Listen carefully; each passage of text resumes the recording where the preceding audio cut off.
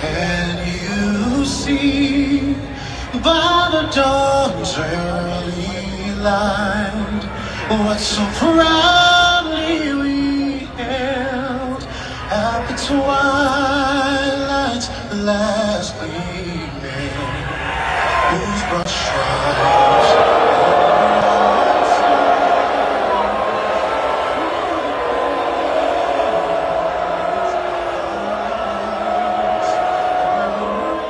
Donald Trump was booed loudly by fans inside Madison Square Garden when he was shown on video screens during the national anthem prior to Game 3 of the NBA Finals on Monday night. TLI WDT 6P. Knicks fans turned NYC streets into war zone after playoff loss. Man beaten with bus stop sign as cops finally step in. New York City, once the greatest city on earth, showed its ugly underbelly again on 42nd Street near Times Square. After the Knicks dropped a playoff game, so-called fans erupted into a massive brawl, beating each other like animals while shocked bystanders filmed the chaos. Eyewitness video captured the ugly scene, a mob of grown men shoving, punching, and swinging wildly. One thug ripped a bus stop sign from its pole and bashed another man repeatedly with it as he lay helpless on the ground. The attacker swung the heavy metal sign like a club, over and over, while the crowd surged and screamed. Cops initially held back as the fight spilled across the sidewalk. Officers in the footage appeared to let the idiots tire themselves out before moving in to restore order. NYPD eventually swarmed the area, detaining and arresting multiple participants. One officer is seen grabbing a suspect as others kneel on fighters to cuff them. A man in a suit watches sternly amid the arrests. Bystanders yelled during the melee with shouts like, "Get off him!" and angry curses filling the air as police pushed through the crowd to break it up. This is what liberal-run New York has become, a city where sports fans can't handle a loss without turning public streets into a battlefield.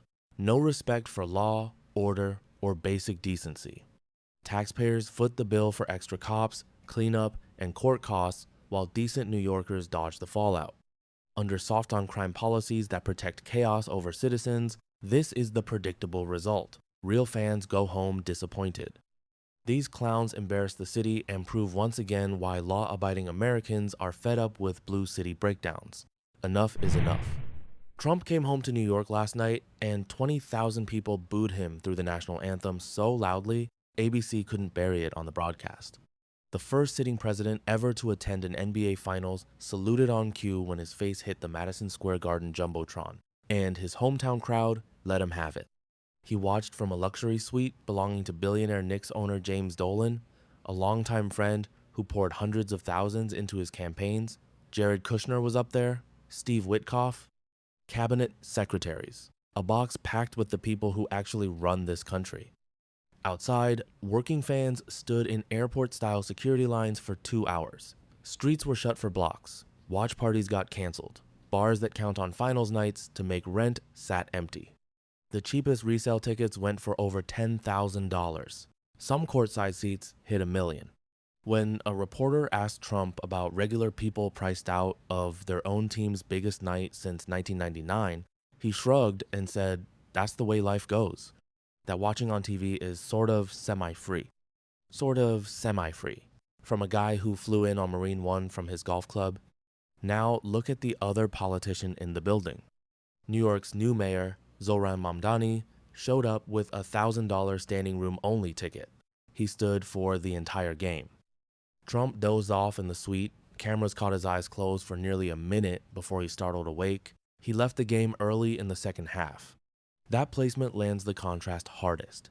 Mamdani stood for 3 hours in standing room. Trump shut down Midtown to take a nap in a billionaire's box and bail before the fourth quarter.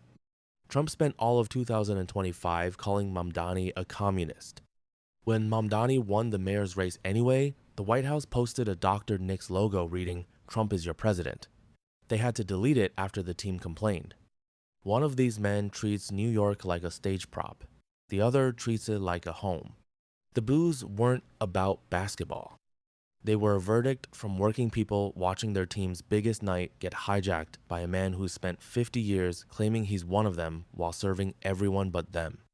20,000 New Yorkers saw the truth on that screen and said it back to his face.